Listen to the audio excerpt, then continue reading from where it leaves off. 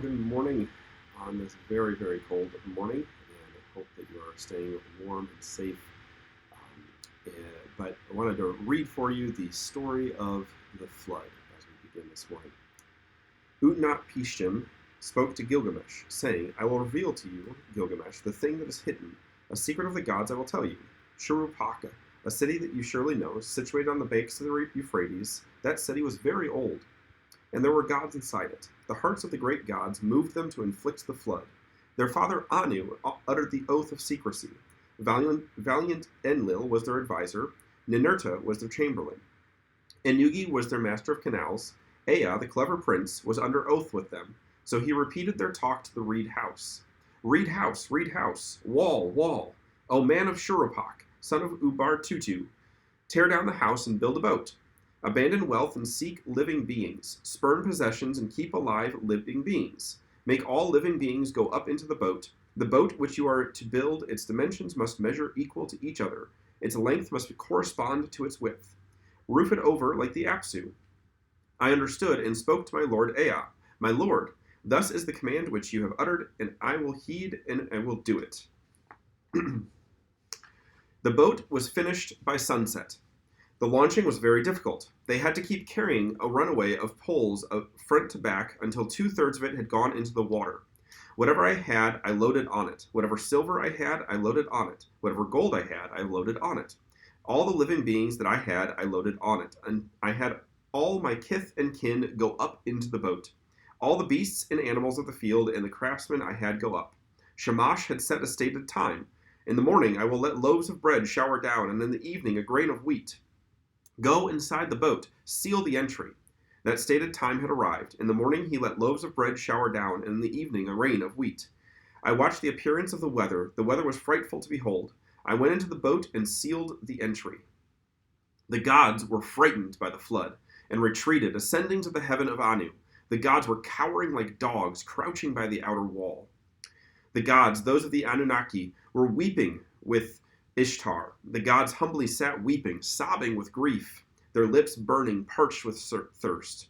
6 days and 7 nights came the wind and flood, the storm flattening the land. When the 7th day arrived, the storm was pounding. The flood was a war, struggling with itself like a woman writhing in labor. The sea calmed, fell still. The whirlwind and flood stopped. I looked around all day long. Kept quiet had set in, and all the human beings had turned to clay. The terrain was as flat as a roof. I opened a vent, and fresh air fell upon the side of my nose. I fell to my knees and sat weeping, tears streaming down the side of my nose. I looked around for coastlines in the expanse of the sea, and at 12 leagues there emerged a region of land. On Mount Nemush the boat lodged firm. Mount Nebush held the boat, allowing no sway. When the 7th day arrived, I sent forth a dove and released it. The dove went off, but came back to me. No perch was visible, so it circled back to me. I sent forth a swallow and released it. The swallow went off, but came back to me. No perch was visible, so it circled back to me. I sent forth a raven and released it. The raven went off and saw the waters slither back. It eats, it scratches, it bobs, but does not circle back to me. Then I sent out everything in all directions and sacrificed a sheep.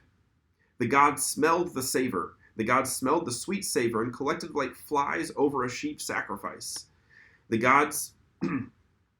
Just then, Belatili arrived. She lifted up the large flies which Anu had made for his enjoyment. You gods, as surely as I shall not forget this lapis lazuli around my neck, may I be mindful of these days and never forget them.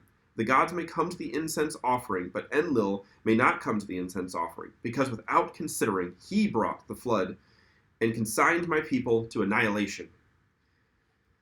Just then, Enlil arrived. He saw the boat and became furious. He was filled with rage at the Agigi gods. Where did a living being escape? No man was to survive the annihilation. Ninurta spoke to valiant Enlil, saying, Who else but Ea could devise such a thing? It is Ea who knows every machination. Ea spoke to valiant Enlil, saying, It is yours, O valiant one, who is the sage of the gods. How could you bring about a flood without consideration? Charge the violation to the violator. Charge the offense to the offender. But be compassionate, lest mankind be cut off. Be patient, lest they be killed. It was not I who revealed the secret of the great gods. I only made a dream appear to Etrahisis, and thus he heard the secret of the gods. A little different flood story, perhaps, than you're used to. But this is the flood story from the Epic of Gilgamesh, which was a Babylonian story about the same type of flood that the book of Genesis talks about. And one of the things that we find as we look through the world's literature, especially the ancient world's literature, is that these flood stories are quite prolific. And in fact, we have over 200 flood myths worldwide that tell the same story of a flood destroying at least a large portion of the earth, and either one person or a small group of people being saved from that flood. And various stories have some of the same details as the Genesis story. Some are different. But when we read the first few chapters of Genesis, it becomes very apparent that there's these origin story type of feel to these stories, that they're trying to tell how the earth got started, and so many other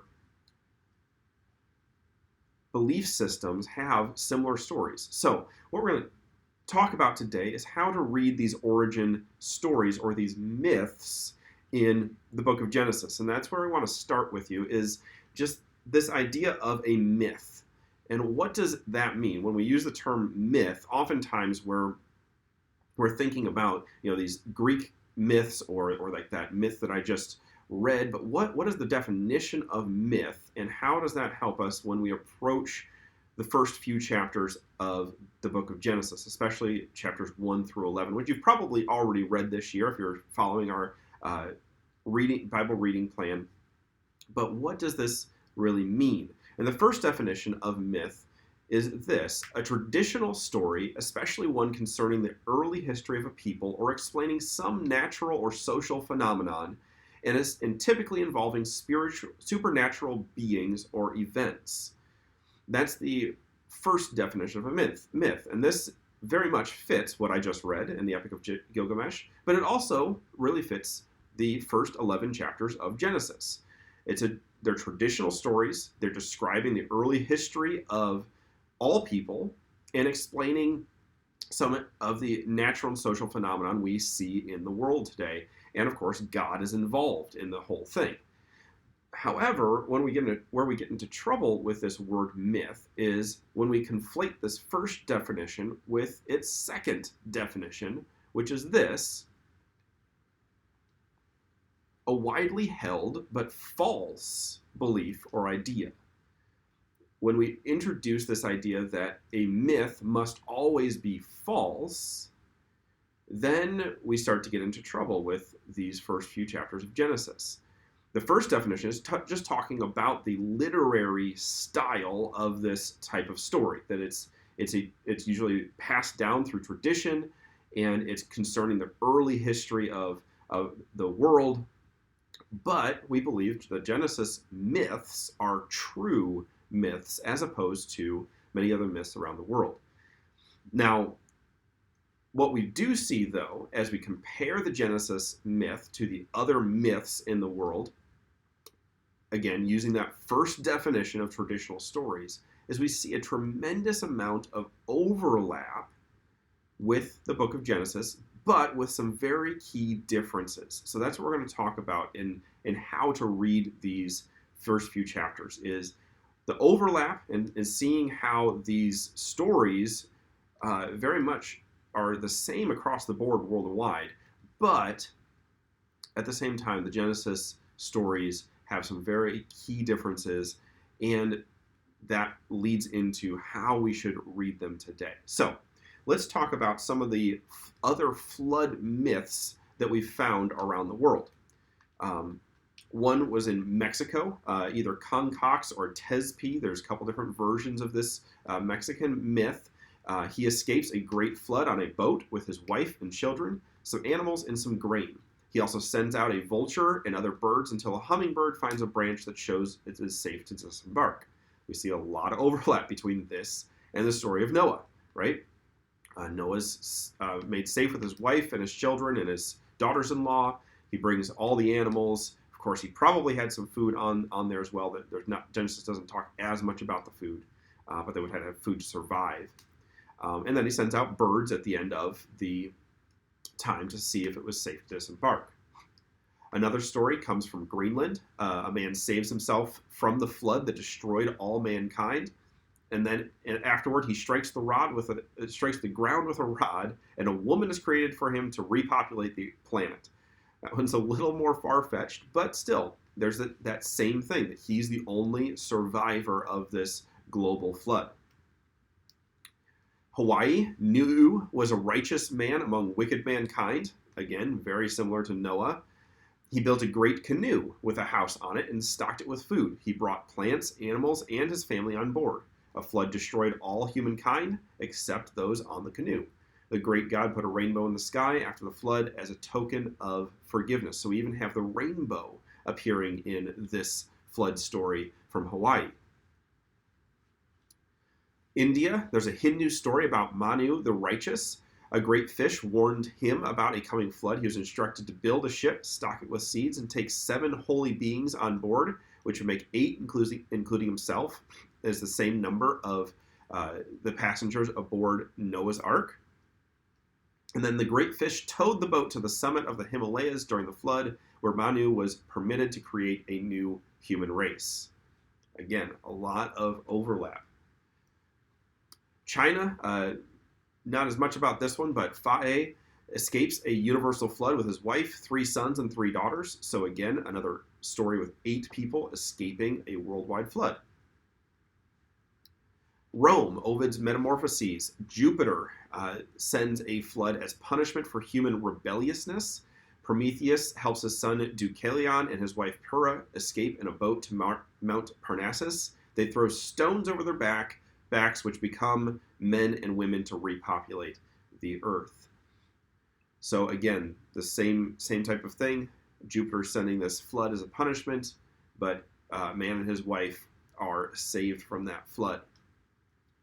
So all of these ancient flood myths are very similar, that they all record this massive flood that is killing off most of mankind. Most of them cite the gods being upset with mankind for one reason or another. The Epic of Gilgamesh, another version of that story that we read, actually cites that Enlil, the god that starts this whole flood catastrophe, was simply upset with humankind for making too much noise so that he couldn't sleep. So various details are different, but there's the same commonality that the gods are upset. They send the flood. It wipes out most of mankind except for a few that are saved in a boat with animals, with some food, and then those few animals and people repopulate the earth. A lot of overlap with Genesis. However, Genesis is going to be very, very different from any of the other flood stories and myths that we have come across, because it is going to put God at the center. And I want to just highlight some verses from the flood story in Genesis that illustrate this, and especially think back to what we just listened to from the Epic of Gilgamesh, how the gods were chaotic in this. They were not unified in their decision. They were afraid of the flood. They fled from it.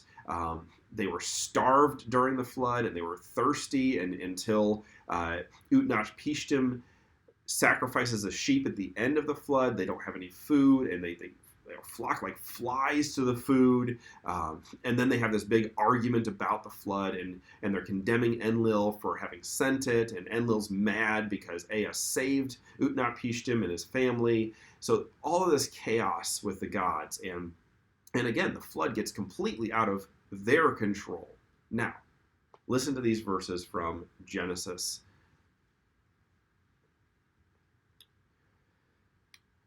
Start out in Genesis 6, verses 5 through 7. It says, "The Lord saw how great the wickedness of the human race had become on the earth, and that every inclination of the thoughts of the human heart was only evil all the time." So that overlap with the wickedness of mankind.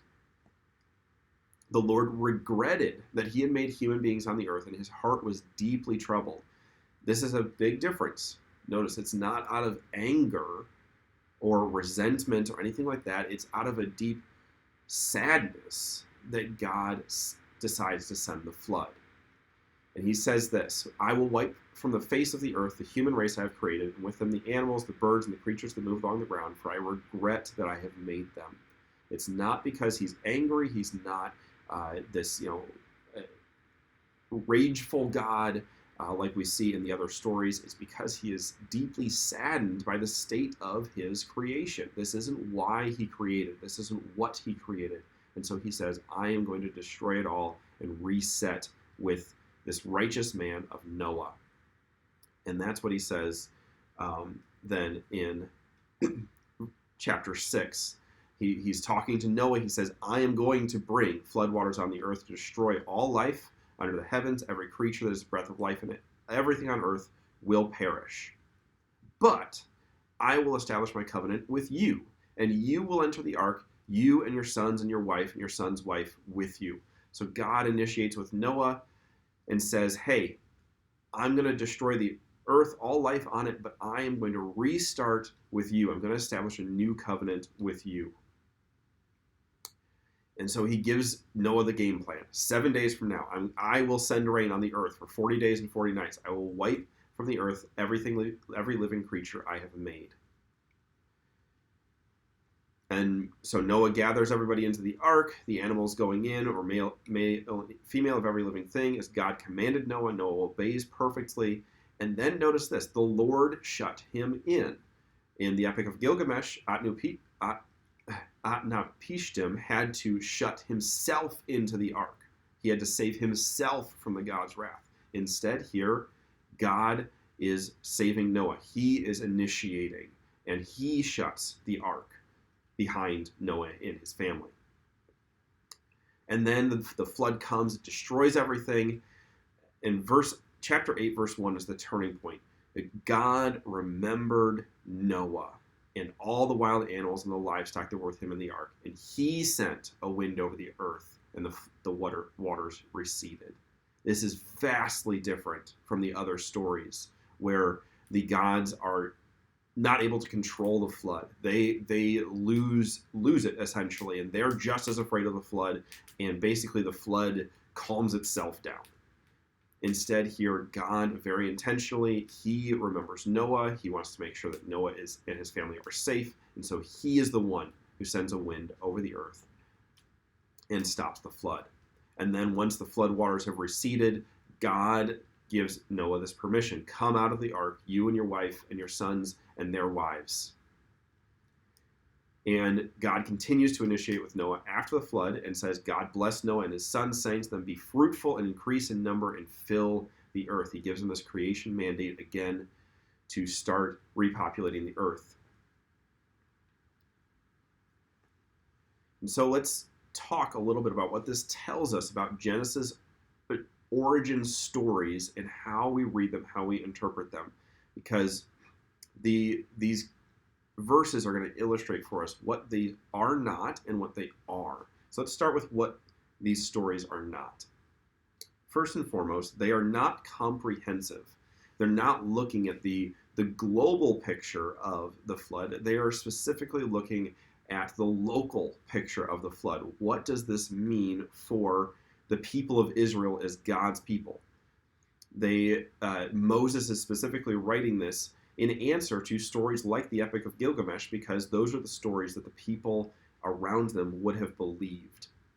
So it's not meant to be a comprehensive look at this flood, looking at it from around the world. Rather, it's looking at this localized picture from Noah's perspective and what's going on with Noah and how God saves him. It's not looking at it from the whole picture. But from these other flood myths, we can see that it did affect the entire world, right? We see that it was a comprehensive flood, but the origin stories in Genesis are not meant to be comprehensive. They're meant to give the people of God their identity as God's people and teach them about God. So that's one thing that they are not. They are also not exhaustive.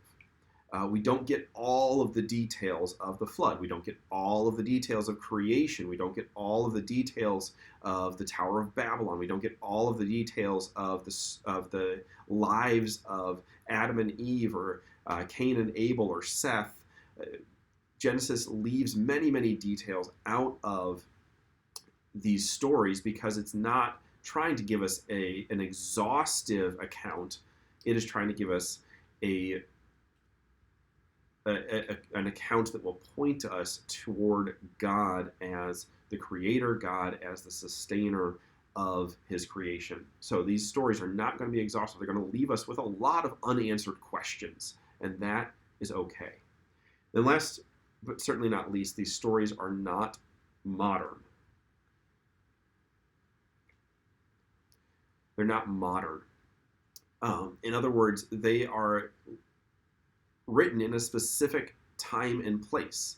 That Moses writes the book of Genesis while the Israelites are wandering around in the wilderness waiting to enter the promised land. So that is the lens through which we want to read these. We don't want to read them as a modern textbook on the origins of the world, although they certainly speak into the modern conversation. There's no doubt about that. But we have to first and foremost recognize that the style of literature is not modern. So we can't treat it like a modern story. We have to treat it as it is in its context. So that leads us into what the origin stories are. First and foremost, they are monotheistic. This is what we have to see in the stories within the first 11 chapters of Genesis. They are very strictly monotheistic, as opposed to the polytheistic stories around the Israelites. Moses knows that as they enter the promised land, they are going to be confronted by all of these other gods that the Canaanites worship. And in fact, many of these gods are still worshipped in different forms today, because they had gods of the sun, the moon, the stars, true, but they also had gods of fertility and gods of possessions and money, and there's actually some recent studies I just heard about that people are starting to worship these things more and more again in more blatant ways. So the story of Genesis is meant to be very, very monotheistic, and we see this in the flood story that we've used as this example against the Epic of Gilgamesh. In the Epic of Gilgamesh, the gods are all fighting with each other, and they're disunified. They can't decide what they're doing. They're not in control. But in Genesis, God is in control. There is one God. He is doing this of his own volition. He is initiating it all. We saw that every single verse. God initiates everything in the flood story, from deciding to do it because of the wickedness of mankind, to deciding to save Noah and initiating with him, to shutting him into the ark, to remembering him and stopping the flood, to allowing him to exit the ark, and then creating this covenant with the rainbow after they are safe on dry land again. So the origin stories are monotheistic, and this holds true through all of these different myths that we see in the first 11 chapters of Genesis. They are pointing us towards the one true God. Then with that, they are theocentric. They are theocentric. They are not as worried about the people. Most of our other flood myths are seeing the people as the heroes. Utnapishtim is the hero, and he is allowed to enter the assembly of the gods because he survives their flood. His whole goal is immortality. That's not what we see in the book of Genesis. The book of Genesis is focused on God as the only immortal one, and he has created mortal humanity. So he is going to so the whole book is centered on him. And then last, of course, as opposed to modern stories, these are ancient stories. That means they're going to play by different literary rules than our modern stories. They are not going to, for instance, be as focused on chronology. We in our modern minds, we like to have everything set in a certain order, and this story follows this one time wise. But in the ancient world, that wasn't as important to them. They cared more about the message of the story than its chronology. So oftentimes, the book of Genesis, especially in these first 11 chapters, they are going to mess with the timeline and leave out large chunks of time in order to get their point across. So, the origin stories, as you read them, look for this monotheism. It's pointing to the one true God. Look for the fact that it is God, theocentric. It's focused around God, and the people are secondary characters in the story. Although they are very important to the story and how they relate to God, the point is, what is this teaching us about God? And then they are ancient. Don't put modern literary standards onto the biblical text, because it's not going to hold up to them. Instead, we read it as it is, as an ancient book. So what? So what do we want to take from this today? So as you read these stories in Genesis, simply ask yourself these questions. What does this origin story teach you about God? Again, that's the main point of all these origin stories, is pointing us towards the one true God, who is God over all the universe and all humankind. So what does this story teach you about him? And then second, what does this origin story teach you about humans? Because that is the secondary question that each of these origin stories is trying to teach the original audience of the Israelites as well as us. What does this tell us about ourselves and how we relate to this God who has created us? And then last, how does this origin story differ from others?